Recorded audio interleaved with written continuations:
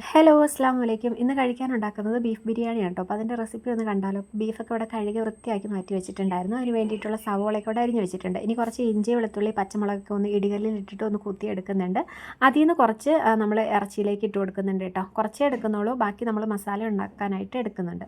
അപ്പോൾ അത് ഈ കുക്കറിലോട്ട് ഇറച്ചി ഇട്ട് കൊടുക്കുന്നുണ്ട്. അതിലേക്ക് ഇഞ്ചി വെളുത്തുള്ളി കുറച്ച് ഇട്ട് കൊടുക്കുന്നുണ്ട്. മഞ്ഞൾപ്പൊടി, കുറച്ച് മുളക് പൊടി, ഗരം മസാല, കുറച്ച് കുരുമുളകിൻ്റെ പൊടി, ആവശ്യത്തിനുള്ള ഉപ്പ്, കുറച്ച് വെളിച്ചെണ്ണ, കുറച്ച് കറിവേപ്പില, ഇത്രയും ഇട്ട് നന്നായിട്ട് കൈകൊണ്ടൊന്ന് തിരുമ്മി അതിലേക്ക് കുറച്ച് വെള്ളവും കൂടെ ഒഴിച്ചിട്ട് വേവിക്കാനായിട്ട് വെച്ച് കൊടുത്തിട്ടുണ്ട്. വേറൊരു ചട്ടിയിലേക്ക് വെളിച്ചെണ്ണ ഒഴിച്ചിട്ട് നമ്മൾ സവോള ഒന്ന് വറുത്തെടുക്കാനായിട്ട് പോവുകയാണ് കേട്ടോ. പിന്നെ കുറച്ച് അരി എടുത്തിട്ടുണ്ട്.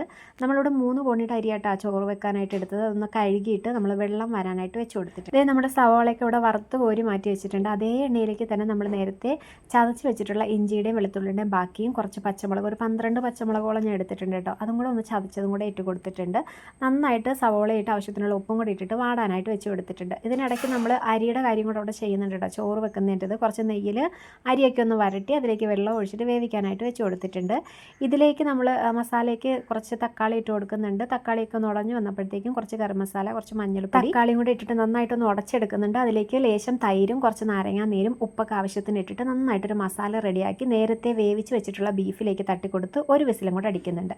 അത് അടിച്ചതിന് ശേഷം നന്നായിട്ട് ഇറച്ചിയൊക്കെ വെന്തെന്ന് മനസ്സിലാക്കിയത് ഇതുപോലൊരു ഉരുളിയിലേക്ക് തട്ടിക്കൊടുക്കുക. അതിൻ്റെ മീതെ നമ്മൾ വറ്റിച്ചെടുത്തിട്ടുള്ള ചോറും കൂടെ ഇട്ട് കൊടുത്ത് വറുത്ത് കോരി വെച്ചിട്ടുള്ള സവോളയും കൂടെ ഇട്ട് കൊടുത്ത് നല്ലതുപോലെ ഒന്ന് അലങ്കരിച്ചെടുക്കുക. 15 മിനിറ്റ് ദമ്മിട്ടെടുക്കുക. സൂപ്പർ ബീഫ് ബിരിയാണി റെഡിയാണ് കേട്ടോ. അപ്പോൾ ഇത്രയേ ഉള്ളൂ. ഇഷ്ടപ്പെട്ടാൽ ലൈക്ക് ചെയ്യണേ.